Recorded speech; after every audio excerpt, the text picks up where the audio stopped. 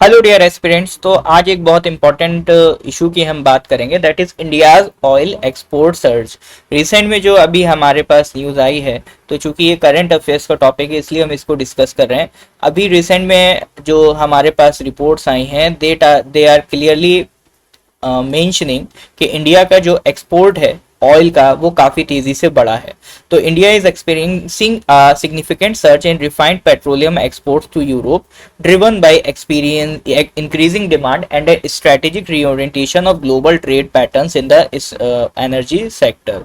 तो ये जो एक्सपोर्ट हमारा इंक्रीज हुआ है उससे इंडिया को क्या फ़ायदा है और इसके क्या क्या रीजंस है, आने वाले टाइम में जो ट्रेड स्ट्रेटजी है, ट्रेड पैटर्न से वो किस तरह से चेंज होंगे, ग्लोबल क्या इम्पैक्ट होगा। तो इस तरह की ये सारी बातें हम लोग डिस्कस करेंगे इस वीडियो में। तो मेरे साथ एंड तक जुड़े रहिए इन सारे सवालों के जवाब के लिए। सबसे पहले बात करते हैं कि सर ये जो एक्सपोर्ट में हमारा इंक्रीमेंट देखने को मिला है, इसका एक जो बड़ा रीजन है वो है स्पेन। अभी रिसेंट में स्पेन के जो ऑयल इंपोर्ट्स हैं उसमें काफी ज्यादा तेजी देखी गई है। स्पेन में अगर हम बात करें, जो पहले हमारा इंपोर्ट था 1.1 मिलियन डॉलर, वो बढ़ के हो गया है 513.7 मिलियन डॉलर। तो आप खुद इमेजिन कर सकते हैं कितना तेजी से ये आपका इंक्रीमेंट हुआ है।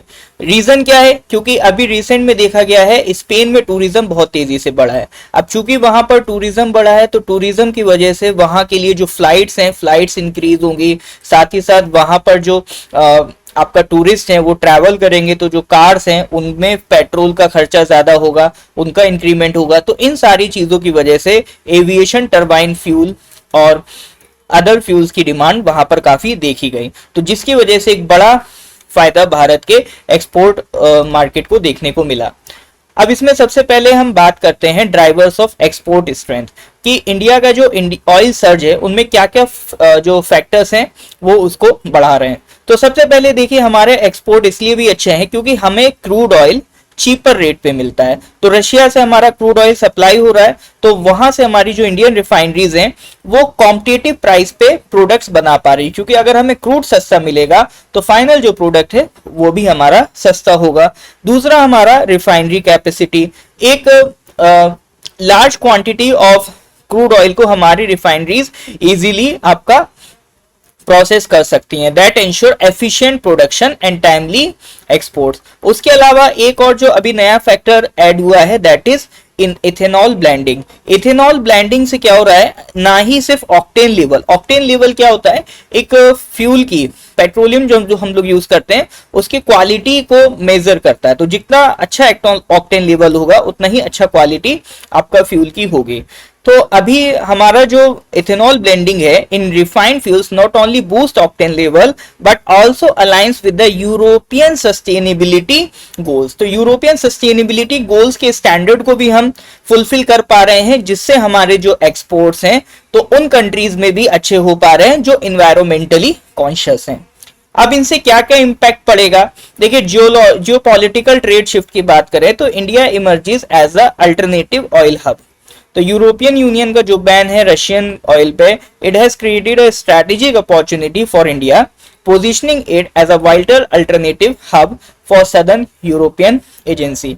अभी रिसेंट में रशिया ऑयल पे तो यूरोपियन यूनियन ने बैन लगा दिया है। तो यूरोपियन यूनियन के बैन के बाद अब लोगों की नजर है भारत पे कि वो कहां से सप्लाई करेंगे, भारत से सप्लाई लेंगे। लेकिन देखिए, यूरोपियन यूनियन ने सिर्फ रशियन ऑयल पे बैन नहीं लगाया है। ऑल्दो अगर हम बात करें, यूरोपियन यूनियन ने ये भी कहा है कि जो भी पेट्रोलियम इंपोर्ट करेगा यूरोपियन यूनियन, उसका जो ओरिजिन है वो रशिया से लिंक नहीं होना चाहिए। अगर इस हिसाब से देखें तो भारत का ऑयल यहाँ नहीं पहुंचना चाहिए।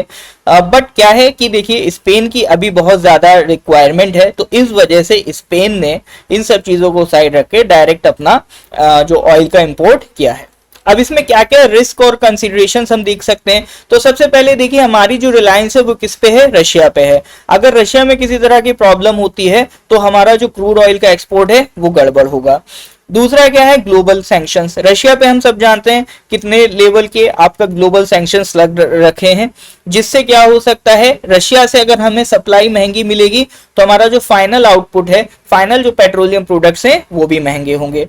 उसके अलावा क्या है, फ्रीट कॉस्ट मतलब जो ट्रांसपोर्टेशन कॉस्ट है वो भी बढ़ सकता है। अगर वो बढ़ेगा तो हमारे जो ग्लोबल शिपिंग एक्सपेंस है वो बढ़ेंगे, तो पेट्रोलियम जिस रेट में आपका पहुंच रहा है स्पेन वो महंगा हो जाएगा। तो ये सारे हमारे कुछ रिस्क हैं जो हमें प्रॉब्लम आगे क्रिएट कर सकते हैं। तो ये एक बेसिक हमारा ओवरव्यू था, ये जो अभी रिसेंट में आपका पेट्रोलियम सर्ज हुआ है उसके रिगार्डिंग। बाकी एग्जामिनेशन पॉइंट ऑफ व्यू से अगर आपको जो समझना है वो तो सबसे पहले आपको देखना है कि इंडिया का जो ऑयल एक्सपोर्ट सर्ज है उसको समझना है। उसके अलावा कितना परसेंटेज ग्रोथ हुआ, अभी जो परसेंटेज ग्रोथ हमें देखने को मिल रहा है दैट इज 46,000 परसेंटेज ग्रोथ देखने को मिल रहा है। तो ये एग्जामिनेशन पॉइंट ऑफ व्यू से आप इसके बारे में पढ़ सकते हैं। तो that is all about this news. इसी तरह के अगर आप जानकारी के लिए अपडेटेड रहना चाहते हैं तो चैनल को लाइक करें, सब्सक्राइब करें। Thank you very much.